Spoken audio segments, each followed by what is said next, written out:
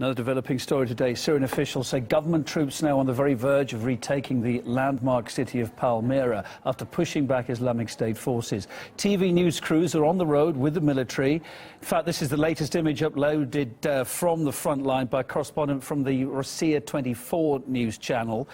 You can see some of Palmyra's ancient architectural sites there. Beautiful place, but so much of it raised to the ground. Those sites just a few kilometres away. That gives you an idea of how close they are. A team from RT sister channel, RT Arabic, also there in with a convoy. Here's some of the latest video they sent us.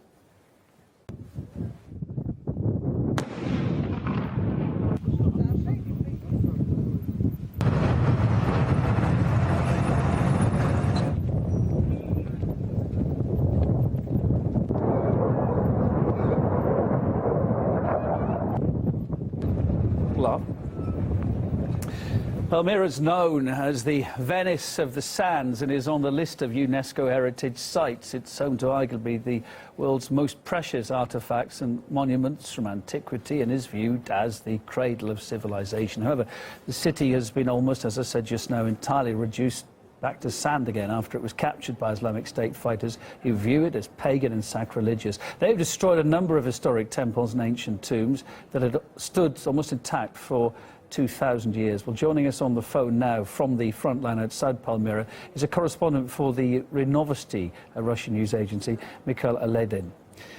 Mikhail, hi there. Hope you can hear me, sir. You're live on RT International. How far are you from the heart of the city at the moment? Could you update us? Right now, we are inside the territory of the city.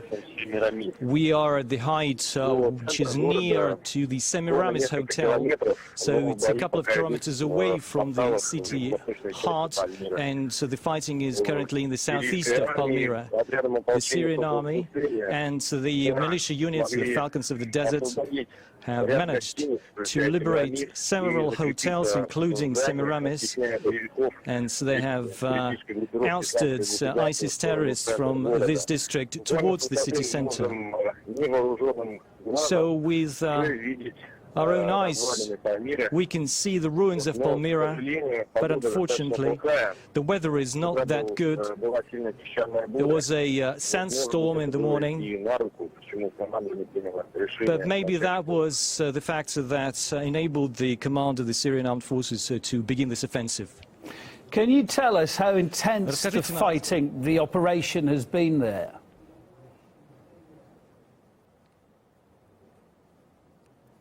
At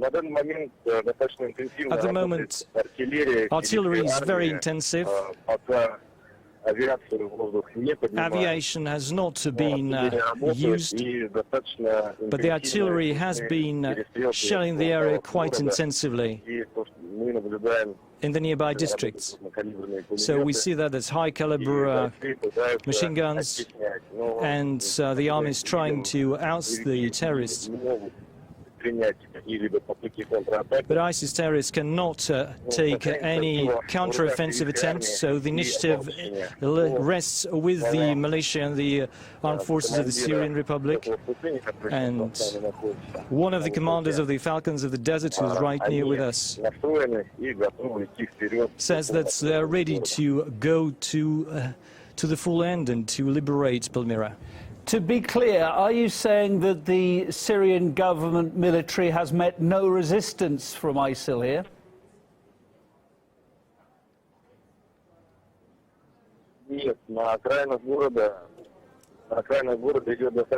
Well, there is still some intense fighting on the outskirts,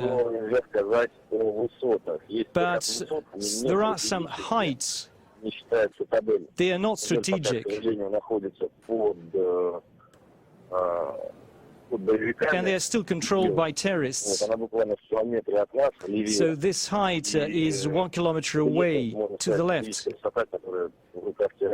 So we don't see any resistance there, any fighting there, but there is still intense fighting inside the city. Can you tell us, paint a picture of who you've referred to them a number of times, the Falcons of the Desert are? Who are these people?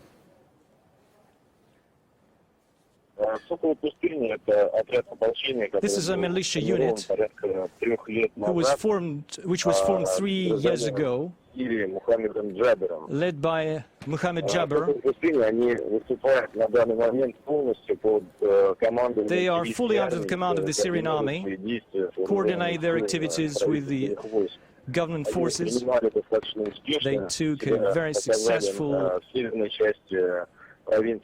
efforts in Latakia province earlier, also in retaking one of the cities close to the Turkish border. So they were very successful in the sense near Palmyra.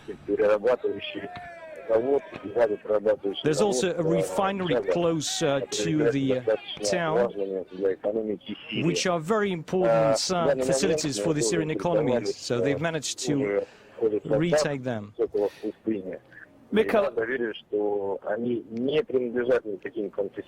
So they don't belong to any religious groups. So they've been gathering, they've been coming down from all parts of Syria and belong to different ethnic groups. Understood. Mikhail, we've got to leave it there for now. Take care of yourself. Live from the front line outside the Syrian city of Palmyra. That was Obviously News Agency correspondent Mikhail Eledin reporting for us there. Thank you to you too.